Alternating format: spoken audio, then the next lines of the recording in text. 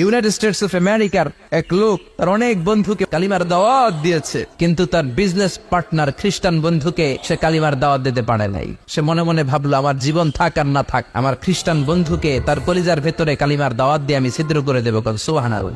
খ্রিস্টান বন্ধুকে দাওয়াত করলো তার বাড়িতে, ভাবলো একটা দাওয়াত করি, দাওয়াতে খাইতে আসলে কালিমার দাওয়াত দিয়ে দেবো। খানার দাওয়াতের লগে কালিমার দাওয়াত আছে না নাই? ও মিয়া, খাওয়া আছে যেখানে মানুষ যায়, জিলাপি আছে যেখানে পোলাপান যায়, দাওয়াত দিল, খাবারের দাওয়াত, ডাইনিং টেবিল ভর্তি খাবার আর খাবার। খ্রিস্টান বন্ধু আসছে, পেট ভরে খেয়েছে, মহা খুশি, আমার মুসলিম বন্ধু আমার দাওয়াত দিয়েছে, আমাকে লাঞ্চ করালো। এরপর স্টারবাকসের 2টা কফি দুইজনে নিয়ে ডাইনিং টেবিলে বসেছে। তো মুসলিম বন্ধুর মাথায় চিন্তা, যে করেই হোক কালিমার দাওয়াতটা আমার এই খ্রিস্টান বন্ধুর অন্তরের মধ্যে আমি ঢুকিয়ে দিব।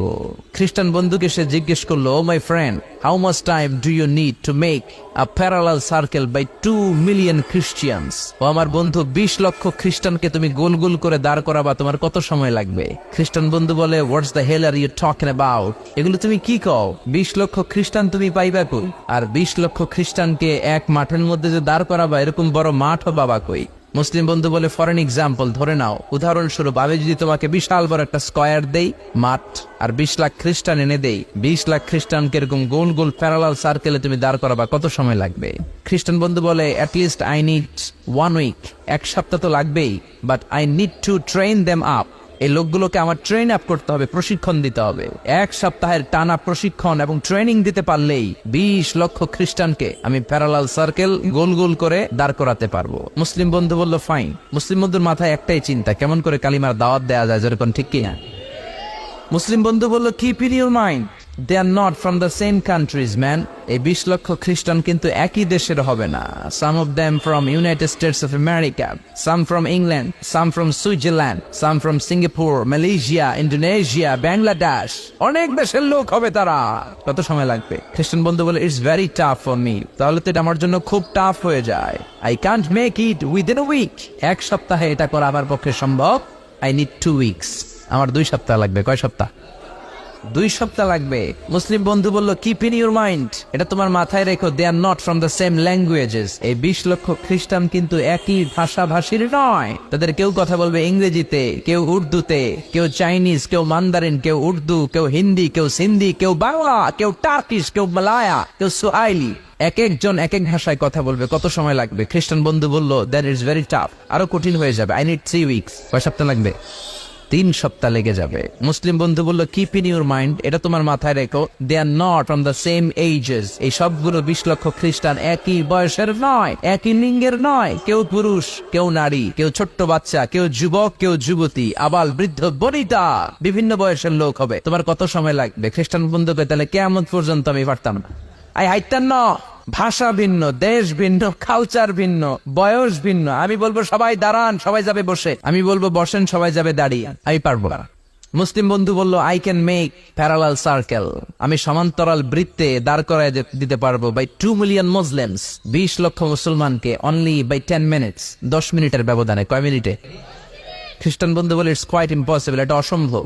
10 মিনিটে 20 লক্ষ মুসলমানকে তুমি প্যারালাল সার্কেল, সমান্তরাল বৃত্তে দাঁড় করাবা, কোনো বাঁকাতে রাখতে পারবে না। How come it possible man? এটা কেমন করে সম্ভব?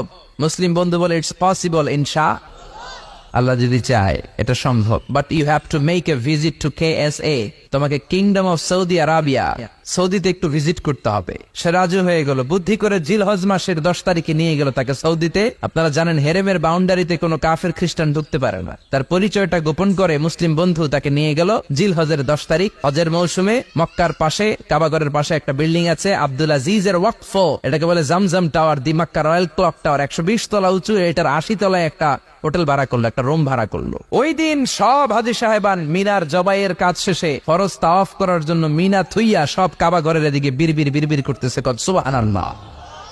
মাগরিবের টাইম। খ্রিস্টান বন্ধু বলল, where is your magic man? তুমি না আমার একটা ম্যাজিক দেখাইবা? খ্রিস্টান মনে করছে এটা মনে হয় ম্যাজিক। তা না হলে 10 মিনিটে 20 লাখ মুসলমানরা এরকম গোল গোল করে কে সমান করে দাঁড় করাতে পারে? Where is your magic? তোমার ম্যাজিক কই? মুসলিম বন্ধু বলে, let's go to very close to the window, চলো জানালার কাছে যাই। 80 তলা বিল্ডিং এর উপর থেকে জানালার কাছে যে, when they open the window, যখন জানালা খুললো, নিচে তাকিয়ে খ্রিস্টান বন্ধু তো অবাক। 20 লক্ষ হাজী সাহেবান, একটা ইজার, একটা রিদা, একটা সাদা কাপড়ের চাদর সুন্দর একটা সাদা কাপড়ের লুঙ্গি পরে লাব্বাইক লাব্বাইক বলে কারে ডাকে। এই দৃশ্য কোনোদিন খ্রিস্টান দেখে নাই, দেখে তো অবাক। ইন দ্য মিন টাইম মাগরিবের আজান হতে শুরু করেছে। আজানের শব্দ শুনে 20 লক্ষ হাজী সাহেবান মৌমাছির মতো গুনগুন গুনগুন করতে করতে কাবা ঘরের যতগুলো দরজা ছিল বাপে ফয়সাল দিয়ে, বাবে আব্দুল আজিজ দিয়ে, বাবুল ওমরা দিয়ে কাবা ঘরে ঢুকতে শুরু করেছে। মিলিটারির মতো, সেনাবাহিনীর মতো গোল হয়ে দাঁড়াতে শুরু করেছে। জোরে বলেন আল্লাহু আকবার। খ্রিস্টান বন্ধু দেখে তো অবাক, কারণ তার পুরো জীবনে এরকম দৃশ্য সে দেখে নাই। সুবহানাল্লাহ।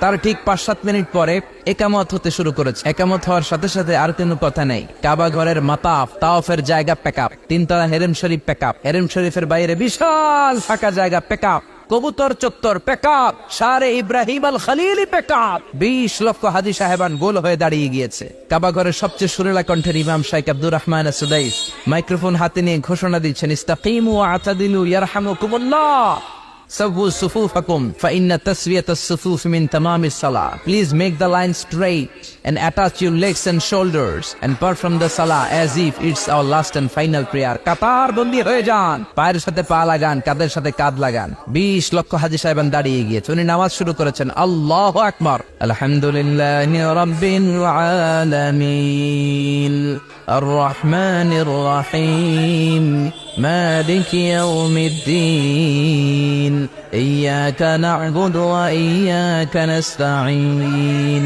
اهدنا الصراط المستقيم صراط الذين أنعمت عليهم غير المغضوب عليهم ولا الضالين. সূরা ফাতিহা বললেন, ফাতিহার সাথে আরেকটা সূরা মেলালেন, আল্লাহু আকবার। রুকুতে গেলেন, রুকু থেকে দাঁড়ালেন, আল্লাহু আকবার বলে আবার সিজদায় গেলেন। 20 লক্ষ হাজী সাহেব একসাথে রুকুতে গেল, একসাথে সিজদায় গেল। 80 তলা বিল্ডিং এর উপর থেকে যদি আপনি তাকান যে 20 লক্ষ হাজী একসাথে উঠে একই কাপড়, maintaining the same dress code, একই ড্রেস পরে দে আর গোইং টু রুকু, দে আর পারফর্মিং দ্য সুজুদ, একসাথে রুকু দেয়, একসাথে সিজদা দেয়। এই দৃশ্য দেখলে কান্না কলিজা ঠান্ডা হয়, যেরকম ঠিক কিনা?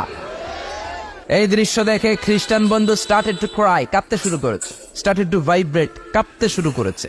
মুসলিম বন্ধু খ্রিস্টান বন্ধুরে জড়িয়ে ধরে বলে, ও বন্ধু তুই কাঁদিস কেন, তুই কাঁপিস কেন? খ্রিস্টান বন্ধু বলে, আমার জীবনে কোনোদিন এত সুন্দর দৃশ্য আমি দেখি নাই। কি নামে ধর্মের কি নাম?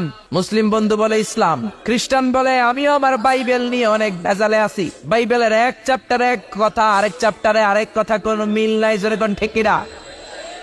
আর আমি খ্রিস্ট ধর্মে থাকতে চাই না, তোদের ধর্মে আমার ঢুকিয়ে নে। মুসলিম বন্ধু বলল, যাও আশ্রমে যাও, নজু করে আসো, আর কাবার দিকে তাকিয়ে আমার হাতের মধ্যে তোমার ডান হাত রেখে চিল্লায়া পড়ো লা ইলাহা ইল্লাল্লাহু মুহাম্মাদুর রাসূলুল্লাহ সাল্লাল্লাহু